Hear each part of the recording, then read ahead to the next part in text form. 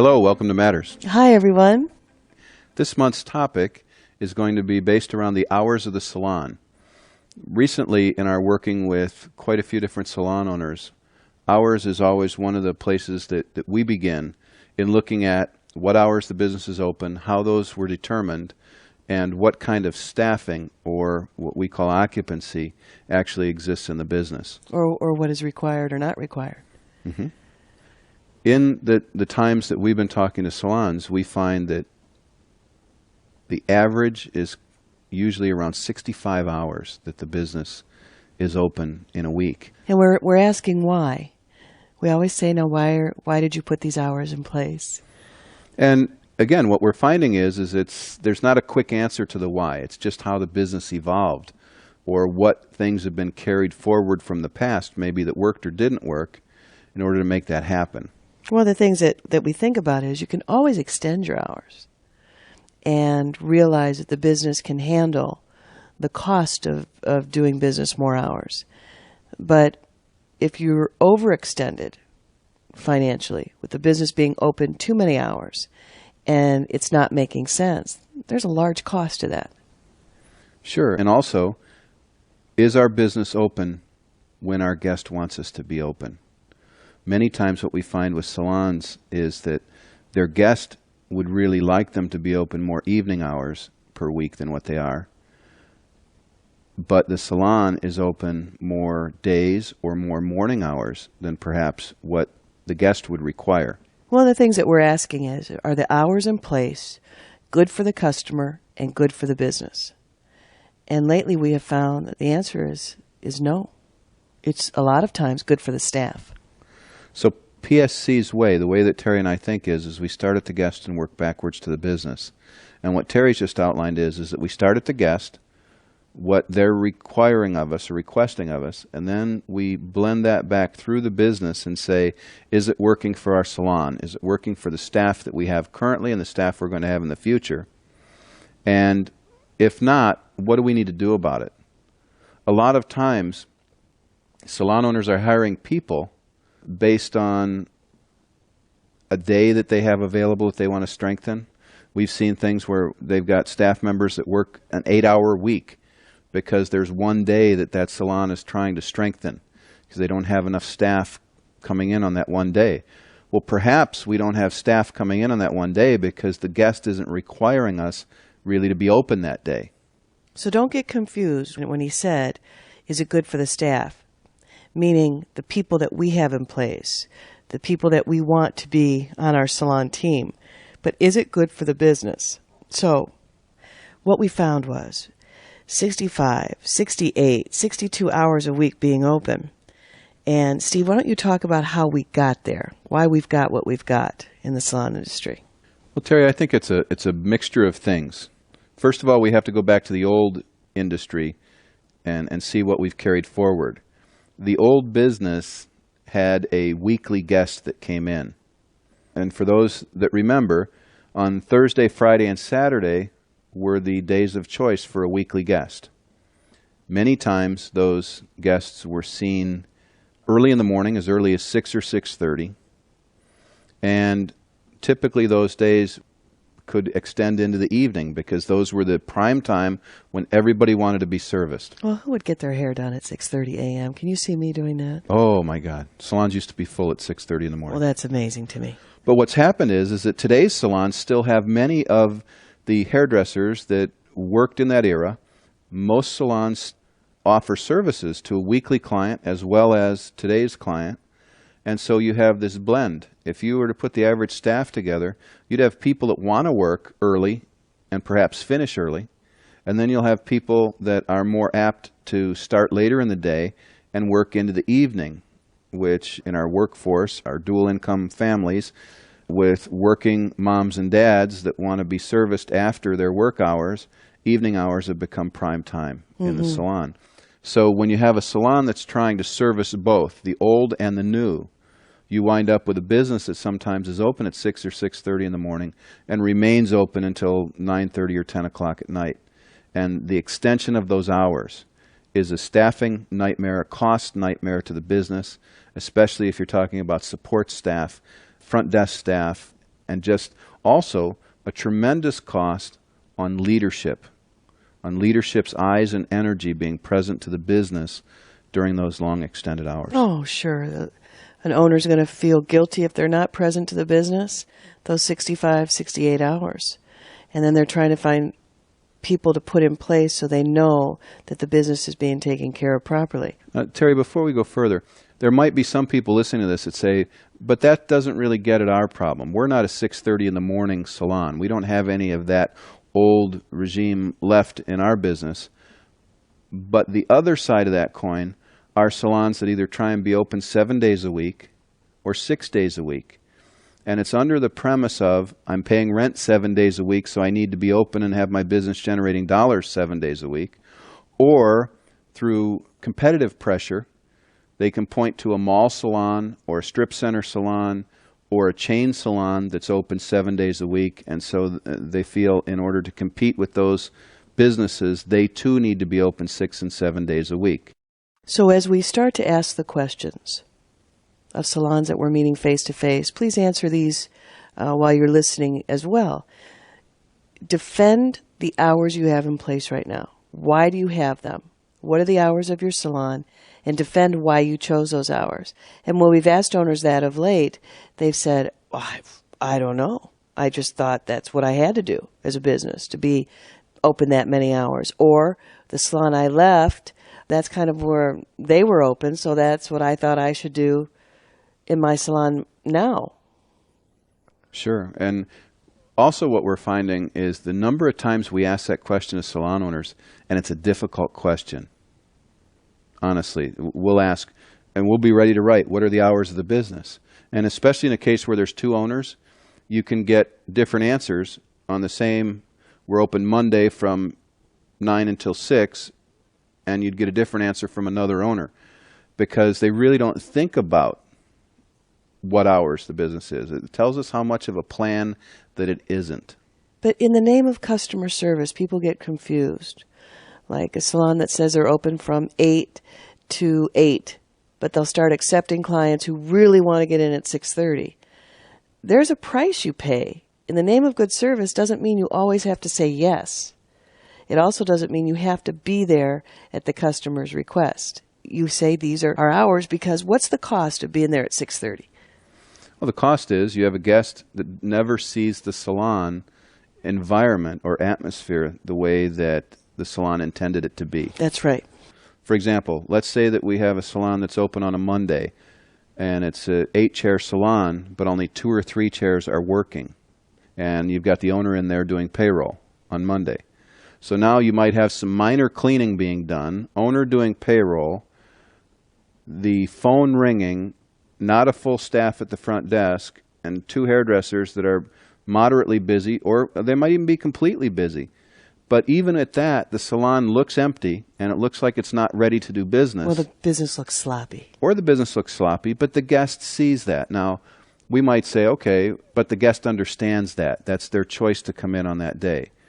Well, the number of times that that guest couldn't be serviced on any other day, if we had different hours, more compact, more contiguous or conventional hours, it would probably be much better for the business and much better for the guest.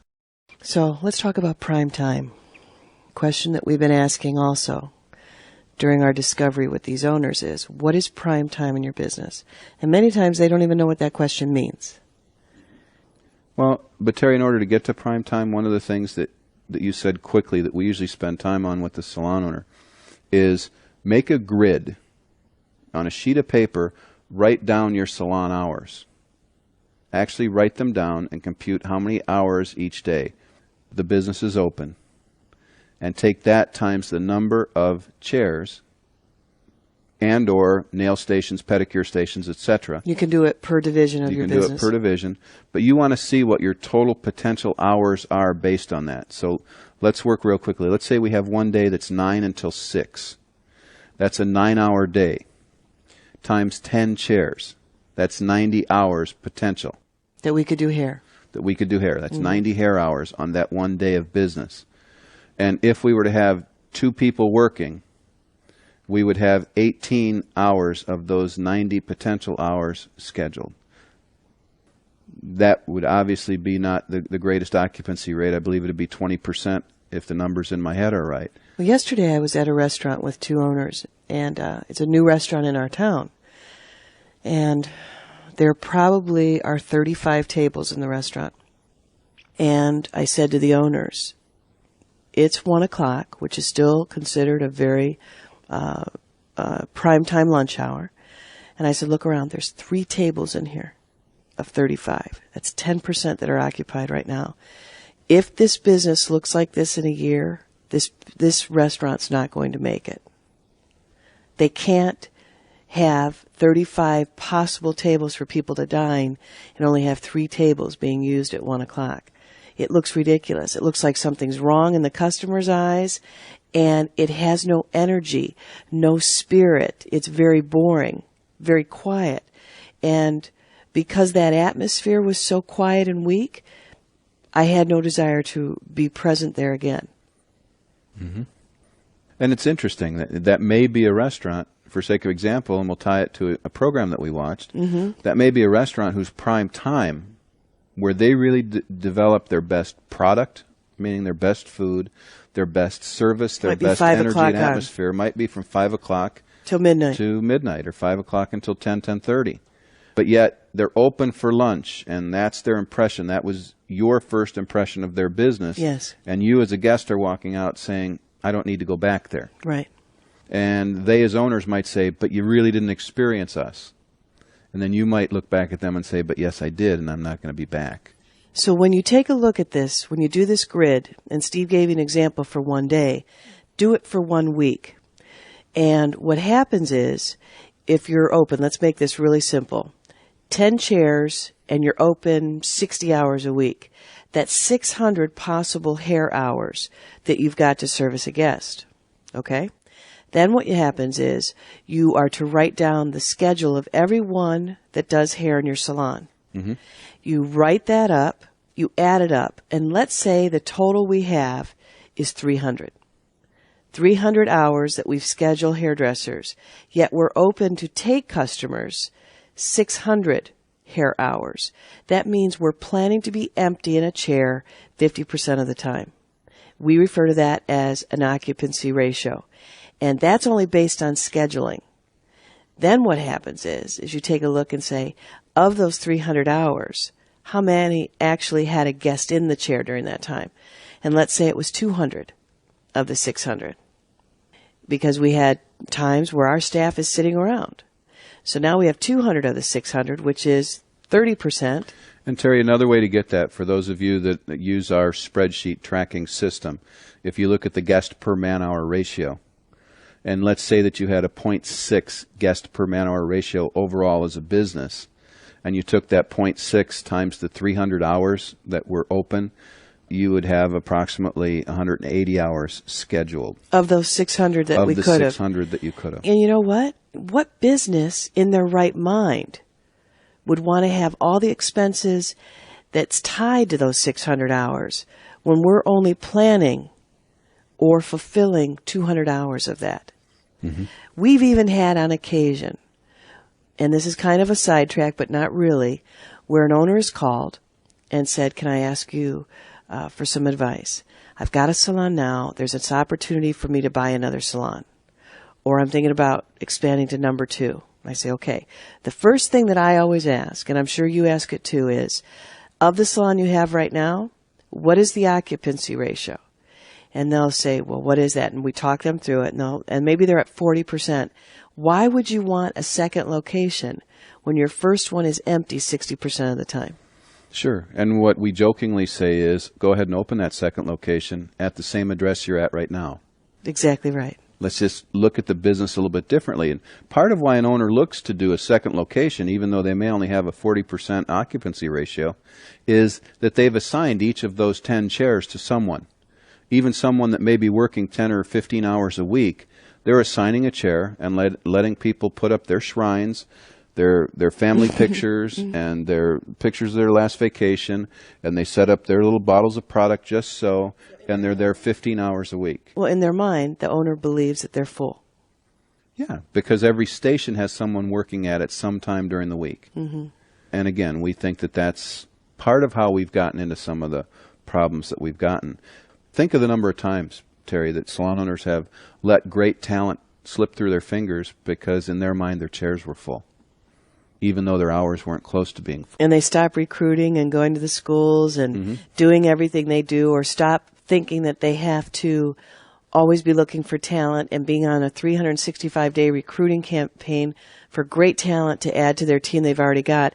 And because their chairs are full, or someone's dedicated to this chair, they put a freeze on that part of their mind. They don't even think about it. Let's go back to the prime time. Okay. Prime time is when the salon has its most traffic. So you can take the grid. Time, I'm sorry, Terry, but prime time is driven by the guest. Yes, always. When the guest most wants to be there. Yes, it's not by the staff, it's by the guest. So you take your grid again, put all your hours that you're available, and what I would do is take a look at the days you're open. Let's say it's Monday through Saturday. You put all the hours down that you're open and start putting your traffic underneath. And of every hour, how many did we service at 9 a.m.? 2. How many did we service at 10 a.m.? 1. How many did we service at 11? 4. How many did we service all the way through? How many did we service at 3 p.m.? 16. How many did we service at 7 p.m.? And then you go through. And as you look at it, you're going to see prime time. Now, some people will say, but the hairdresser really determines prime time based on their schedule and if they're a popular hairdresser. That's true to a certain extent.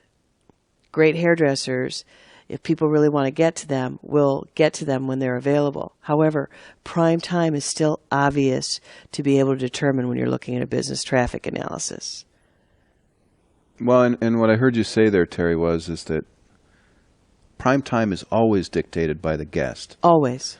However, there are some times that with a really busy hairdresser, because prime time is full, it can appear that there are in other words, because a great hairdresser is going to fill up all the hours that they're working, the majority of the time. Yes. So with a great hairdresser, it might be more difficult to determine really what prime time is. But the business overall will still establish that block that is prime time.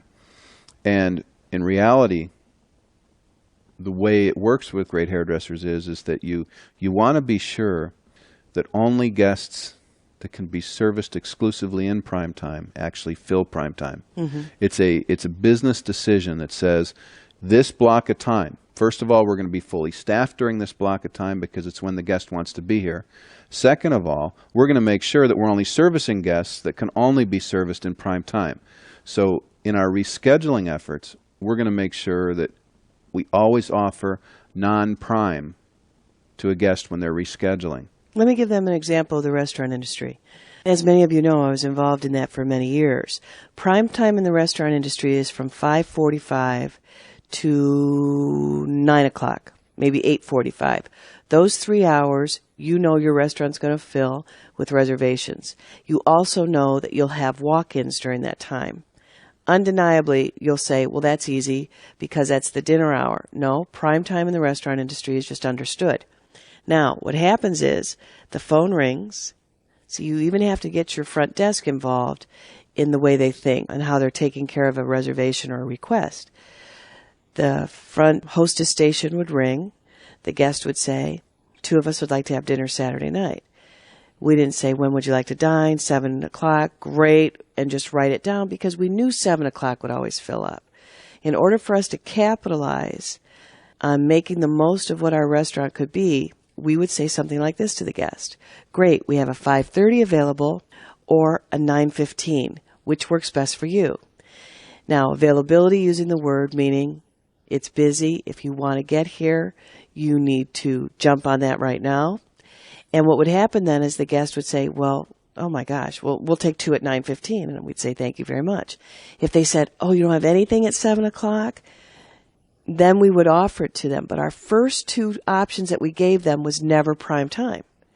Now, when you think about what happens at the front desk in the salon industry, the front desk usually is understaffed. Mm-hmm. They're having to facilitate the needs of 10 hairdressers or more. If rescheduling isn't a priority in your business, all those random phone calls are happening on top of each other over and over and over again. And their goal is to get off the phone as quickly as possible. So they're never thinking about filling non-prime time. They're thinking about taking it, the appointment, scheduling, hanging up. So your prime time could be filled up immediately because you're understaffed at the front desk, leaving non-prime time empty, and a lot of times, consequently, your staff is sitting around waiting for traffic. So what you're saying is understaffing at the front desk can almost be kind of like the Pavlov's dog syndrome. Yes. Mm-hmm. If I know I offer 4 o'clock or 3 o'clock and people don't take it, but when I offer 5 or 6 or 7 o'clock, they always take it and I can get off the phone in the quickest possible way, I'm going to offer prime time all the time and allow the salon to not be busy in other hours, in other time periods. Okay. So I hope everyone listening it really thinks about that point. What's happening? What's the sound of your front desk? How does it sound when people are rescheduling? Are we offering alternate choice? Are we giving times on either side of prime time? Or are we trying to fill up non-prime first, knowing that prime time will fill up on its own and take place? Talk about the lady that maybe has been serviced at 10 o'clock on Fridays forever. And we think that's the only time she actually could come in. Well, that's something that is kind of formed by habit as well. Many times when we have a hairdresser that does reschedule a guest, we take them up to the front desk. We're always going to assume that since they're there on Friday at 10, that Friday at 10 works for them. And it's the only thing that works for them. So we'll just say, 5 weeks from today on Friday at 10, does that work for you? We may wind up fitting someone in based on our assumption, not based on their need. And so we really want to challenge everybody to think about filling non-prime, offering people alternate choice. Does this work for you or does this work for you? Now, the owner we met with, I'm thinking one in particular. When we started to discuss her hours, she realizes, I'm open way too much. She has a partner, and they're realizing the constraints and the physical Well, they have a pressures. commitment that one of them is going to be there all hours of the business, that the business is open. So if you have a business that's open way too many hours... When do these owners ever get together? Yeah, these owners never have a chance to get together. They are burning themselves out. They don't see themselves as the precious resource that they are to the business. And it gets all mixed up in everyone's head that, oh my God, if we're going to be a service business, we've got to be open all the time for every customer. For every whim, we've got to be open. And it just doesn't work. Well, they were open Mondays, Tuesdays, Wednesdays, Thursdays from 9 a.m. till 8 p.m. And Saturdays and Sundays, I think, from 8 to 5, I think, something like that. I think you missed Friday in there. But Probably. Okay. So what we started taking a look at, first thing is, what is prime time? Prime time is 3 to 8. Do you think prime time could even be later? Oh gosh, I know our customers would stay later. So tell us about 9 to 3. There's very little there, nothing. So what are people doing? Standing around, reading magazines, running out of the salon and doing errands and things. So we said, why are you open at 9 a.m.? Why do you need to be open at 9 a.m.? So what we've decided is we cut back their hours by 20 hours. They're going to be open 42 hours a week versus 62. And how we're trying it out is we're referring to these hours, which will begin June 1st, as summer hours, to see what this is going to do to the physical well-being of these two owners, as well as taking a look at and saying, why have those extra pressures when it's not necessary? We're also saying, can the staff accommodate a schedule like this? So I believe they're opening from 1 p.m. to 9 p.m., and then so they're not even open from 9 a.m. to 1 any longer. 1 to 9. They know they'll fill it. And then they're closing an extra day, so they'll be open Tuesday through Saturday. Tuesday, Wednesday, and Thursday are from 1 p.m. to 9 p.m., and then Friday and Saturday, extended day. But what happens is how many people would say, oh my gosh, that scares me half to death to cut down from 6 days to 5 and cut out 6 hours every morning. When they presented this to their staff, everyone seemed very pleased and embraced it immediately. And now the business at 42 hours. Remember, we can always extend our hours, but to be open and overextend us physically and emotionally is such a hardship that sometimes you can't recover from. Mm-hmm. So hopefully what you've gotten so far in this is that there is a quantitative way that we'd like for you to look at the hours of the business, not just a historic way. Mm-hmm. And we're encouraging you to put some time in on this. Now, what happens as you begin to put time in on this, that Tuesday morning that you're not going to be open, or let's say it's a Wednesday morning that you're not going to be open, if that's what's best for the business and the guest, you're now going to put a face to that. You're going to put the faces of the people who are currently working those hours. And then emotion gets involved. And you try and picture yourself as a salon owner saying to that staff member, we're changing your hours. And that's where this gets kind of convoluted. You really need to fight a little bit to keep the personalities out of the best decision for the company itself. You know, this is kind of funny, but every time we meet with a salon owner, I always say, look, we don't know anybody in your business. We're not attached to them emotionally. We're not here to protect your staff. We're here to protect the business. We don't like anybody there. I mean, it's just, I'm trying to be funny a little bit. But we have no emotional ties. And as a result, you've been paralyzed sometimes in your decision-making because you're so attached to your staff. Mm-hmm. And that's very, very difficult.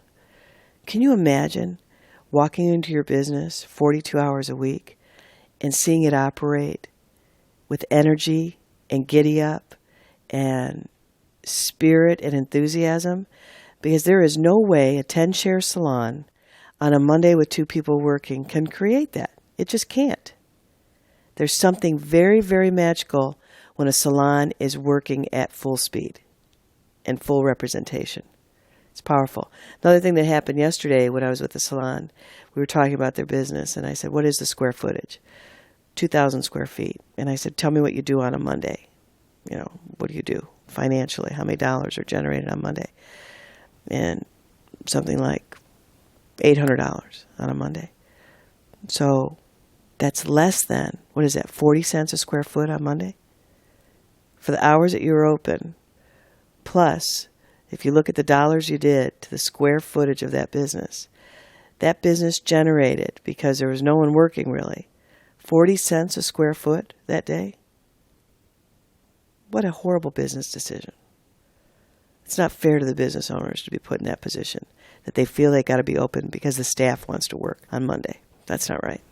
Well, and I'm sure in that case you also had a fair amount of that volume that was done on Monday that could have been done by an owner who agreed to open the salon and work that day themselves. To accommodate this person who probably generated $110. Exactly. That's not right. Okay. So, action plan. Are you on board yet with your need to take a look at this? There's a lot of different things that you want to look at. I think that you need to look totally at your staffing, as we've mentioned, create your hours grid, create your total hours available per department, look at what your actual scheduled hours are with staffing, and then look at, based on your guest per man-hour ratio, and see what your hours are that you're filled. I think then what I would do is I would also overlay where your non-dollar producing staff is in that grid. In other words, what are you currently scheduling front desk staff and support staff? What hours are they working?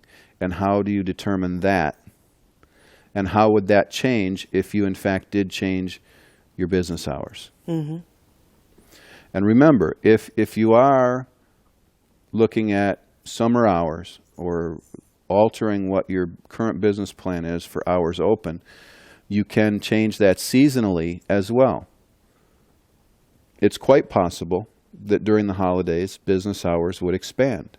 Mm-hmm. It's quite possible that during the holidays that your business days might expand.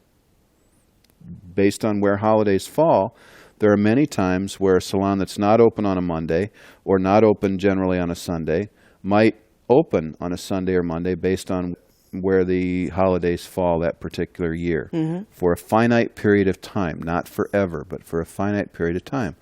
It's just looking at the business and adjusting it as you're going through it based on need. When we talked to this salon about calling it summer hours, we also said this may be the new hours of your business, but we're going to launch it as summer hours because it is changed to the community.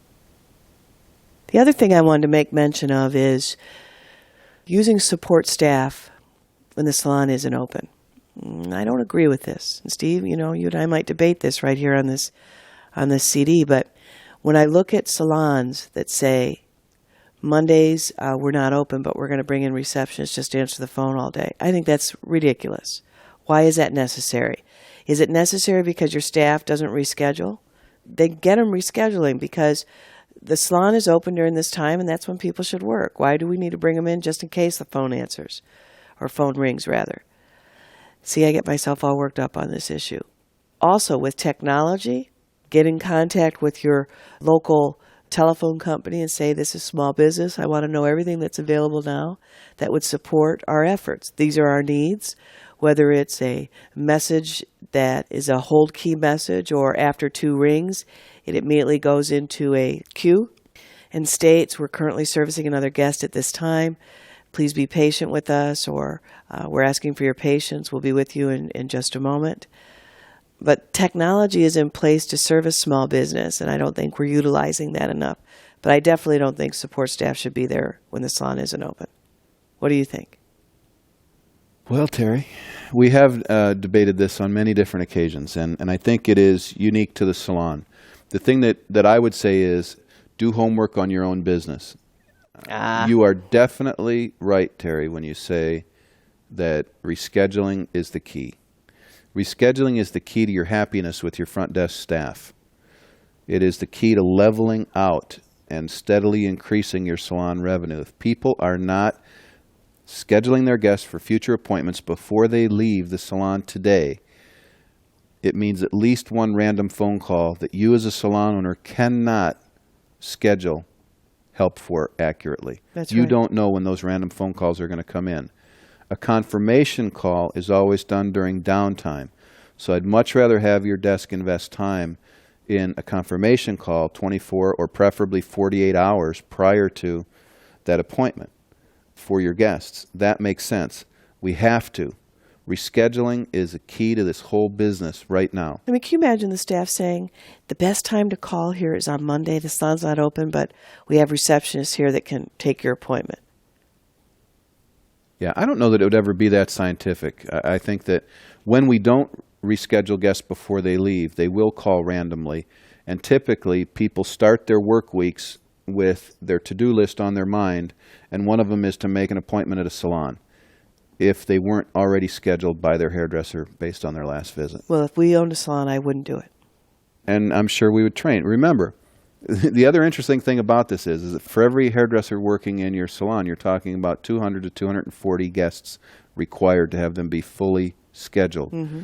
So you're talking about, even in a 10-chair salon, you're talking about 2,500 at the most guests to be fully scheduled in that business. That's 2,500 people in your community to make friends with, service incredibly well, and train how to be a guest in your business and what they're entitled to as a guest in your business. But if we don't do those things right, how many customers does it take in the Upwards of community? 5,000. So what's harder? Yeah, I always think the easiest thing to do is service a guest properly. Mm-hmm. And the only way that's going to happen is through proper training, proper leadership, and proper focus. You know what I forgot to make mention of is if you want to do your homework as a salon owner, do some research on the Outback Restaurant Organization, because I'm really impressed with what they've done. They got out of the box a little bit. For years, restaurants thought we must be open for lunch or dinner, or breakfast, lunch, and dinner, or trying to identify their niche. Outback said, you know what? We don't want to be open for lunch. We're going to open up at 4 o'clock, and we're going to service our guests and create a dining experience. Having it be a dining experience is what we focus on for our customer.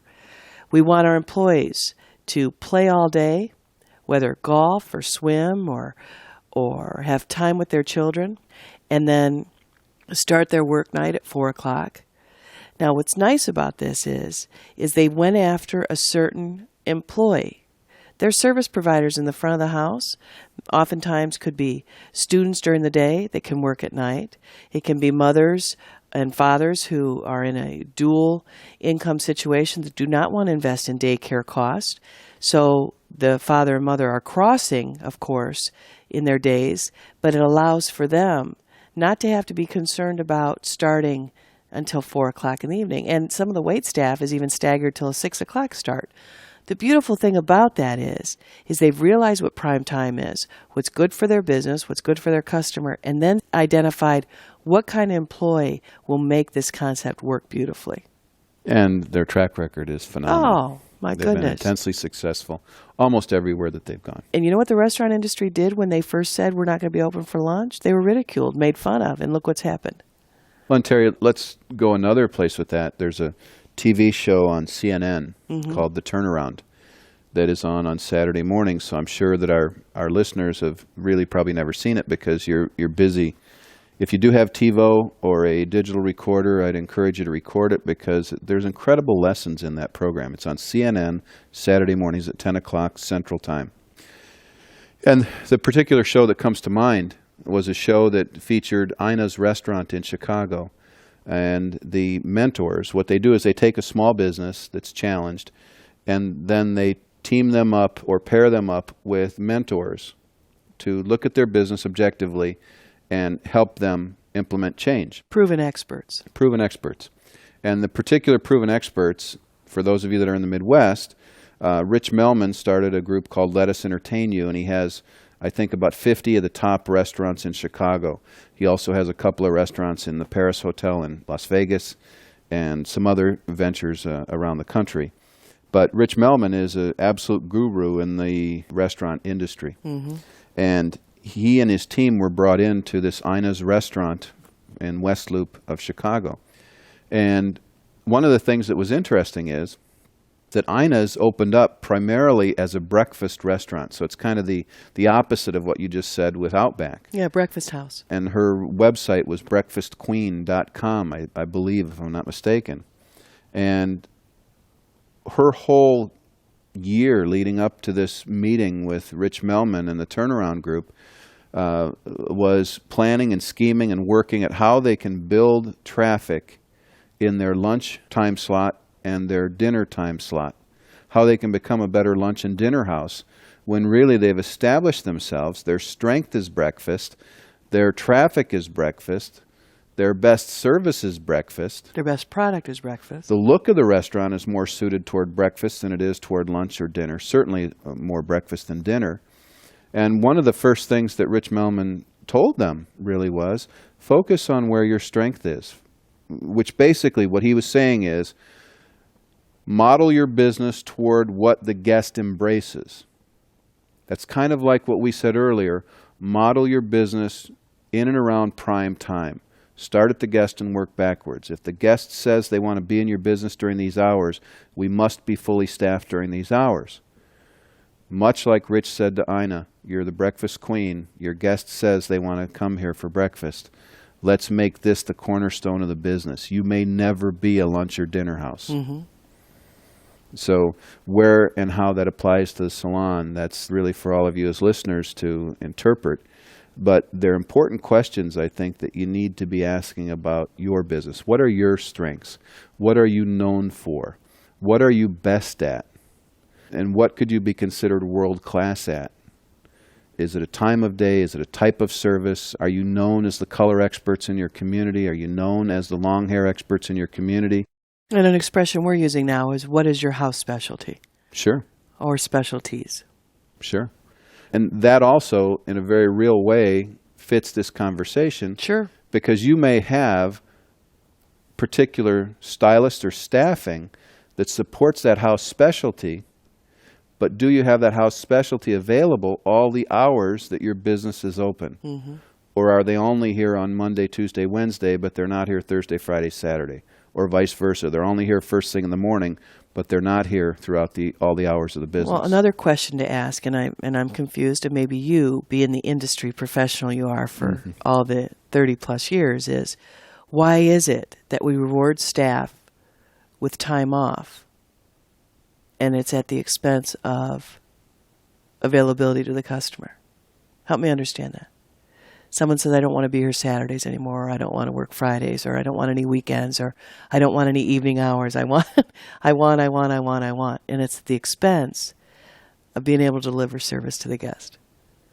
Well, Terry, it's purely pressure. An owner gives in to pressure from staff because staff does want that. One of the real challenges that we have, I think, going forward today is that this current generation of people, not just hairdressers, but of people, value time more than they value money. Now, I think that's going to change around because I think as that group gets to be 30 plus years of age, once they get into their 30s, I think all of a sudden money is going to become more important to them even than time. But right now, time's more important than money. So because of that, people go through price increases and they want more time off. People go through things in their life and they want more time off. And what happens is it's at the peril of the business. And you always give a great example. I mean, could you imagine the Donna Karan section inside of Nordstrom? And Donna Karan goes through a price increase on their couture gowns. Could you imagine the staff saying, now that we've raised the prices, could we be closed on Saturdays? Or could I have Saturdays off because we've raised the prices? It just wouldn't happen in any other segment of the business. It wouldn't happen at Portillo's, which is a great hot dog and fast food restaurant in and around the Chicagoland area. No one would ever say, since we've raised the prices on our hot dogs, can we work fewer hours? They work the business first. And I think it's partially, Terry, because it's a personal business. And I think that in many cases, staff members have become friends, personal friends with the owners and leaders of the business. And they lose their objectivity. They lose objectivity, yeah. Or they're afraid of losing the staff member when they make the request. And there is a risk. I mean, if you're working prime time and because of your role or your longevity with the business or your senior status or you being in demand as a stylist, you really feel they'll all follow. But I caution everyone, you remove yourself from prime time, that's going to be at the expense of some of the customer traffic. And we have witnessed that, where a hairdresser has bullied an owner, moved them hours differently, and they're not as full as they were at one time. And remember, every one of your staff members joined you. They joined you and became part of your team because of your vision, because of what they could become under your watch. And they trust you. We say all the time that people won't stay working for you one day longer than they believe that you can develop their career. Part of developing their career at times is making tough decisions on their behalf. At times it's saying, no, you really do need to work Thursday evenings until 9. No, you really do need to work 3 out of 4 Saturdays a month. No, I really do need you here 38 hours, not 30 hours. Or the business needs you. Yes. The business is requiring this. Sometimes you make those tough decisions because here's what happens on the other side. What happens on the other side is that when you give in and you let people cut their hours back, now, indirectly, you've put more pressure on the hours that are there. You've turned over a certain number of clients. Maybe we've kept them in the salon, but in many cases we haven't kept them in the salon. You've got a stylist that maybe is working fewer days, but they still, everybody wants to make more money. So they haven't readjusted their income goals or desires based on working fewer hours. At the end of the year, they're still going to look at their W-2 against their previous year's W-2, and maybe the previous year they worked, who knows, 500 more hours over the course of the year. But they're going to have that same expectation. I guess where I'm going with that is that when you let people cut back their hours, not only are we not servicing the guest properly, are we not developing their career properly, but in many cases we're also steering them right toward burnout. We're just assisting them along the way to burnout, to where they look back and say, I've hit a dead end here. I can't grow here anymore. I need to go somewhere else. And then you as an owner sit back with all of that resentment saying, but I accommodated every one of their wishes. I let them cut back hours. I let them raise their prices. I let them do this, and I still lost them. And one of the reasons you lost them is the business wasn't appearing healthy to that employee either. And that's one of the main reasons. Are our decisions good for the business? And are we making sure that we are creating the environment that the customer wants to repeat being a guest in our salon? I think we've touched on a lot of good things. If you have any questions on this, feel free to contact us either through our consultant staff or us directly. And just to give those that are listening outside of PSC's area, a way to reach Terry and I by email is scowan, so SCOWAN at PSC space, so it's PSCSPACE.com. Terry's would be tcowan at pscspace.com. Please feel free to email your questions, input. We've absolutely loved the encouragement that you've given us and some of the stories that we've heard about salon owners using the information that are on these CDs. The information on these CDs is from our hearts, and our intent is to make a difference in your business and in your professional life. I always feel compelled to give the owner permission. Owners, we're giving you permission to be the owners of your business again. Take that back if you've lost it, or re-grab the brass ring that's available to you. Make really good decisions using information and quantifying. Do your homework before any changes are put in place, and move slow to make sure that they're good for the business. Have a terrific month. Thank you. Just a couple of afterthoughts as we're winding down here. One thing is, when we were talking about the story of Ina's restaurant in West Loop, Chicago, and them being a breakfast restaurant primarily, I said on the recording that the guest has spoken and that we need to be responsive to the guest and when they want to frequent our business. And that could be misconstrued a little bit, so I'd like to clear that up. What I meant by that is the guest has established prime time for that particular business. And prime time for that particular business is breakfast. What we're asking you to seek out is, what is prime time? The guest has spoken in your business also. What is prime time for your business? And then schedule accordingly. What we're not saying is that if you have one guest that wants to come in at 8 o'clock on Monday morning and you're not open on Mondays, that doesn't mean the guest has spoken, so come in at 8 o'clock on Monday mornings.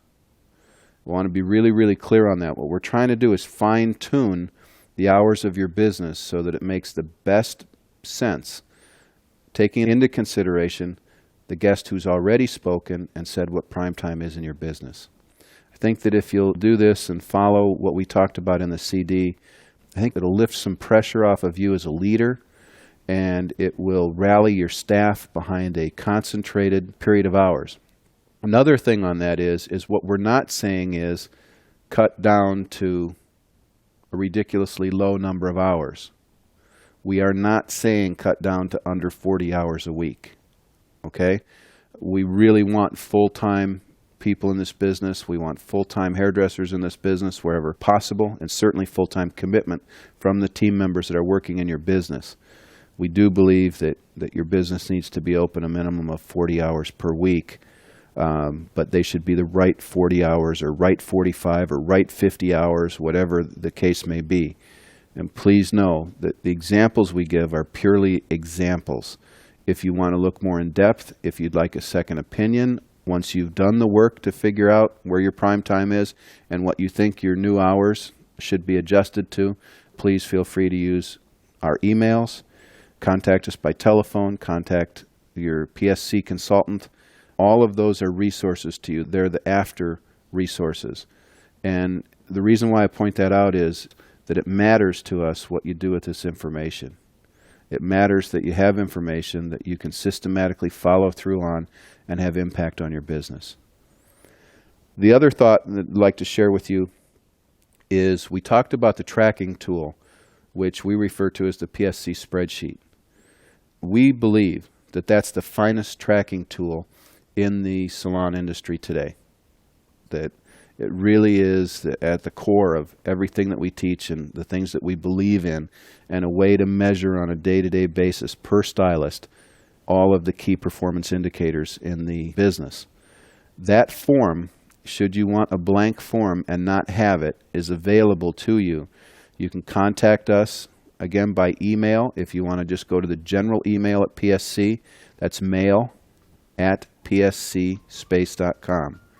And we'll be sure to mail that out to you by what they call snail mail, which is the U.S. Post Office mail, because it's a rather large sheet, so we'll mail that to you. The spreadsheet is, again, a marvelous tool, and we teach it extensively in our courses, both Salon Inc. and PSC Net, and we think you'll just have a wonderful time with it. So those are the afterthoughts. We, again, wish you an absolutely incredible month, and we'll talk to you again soon. Thanks.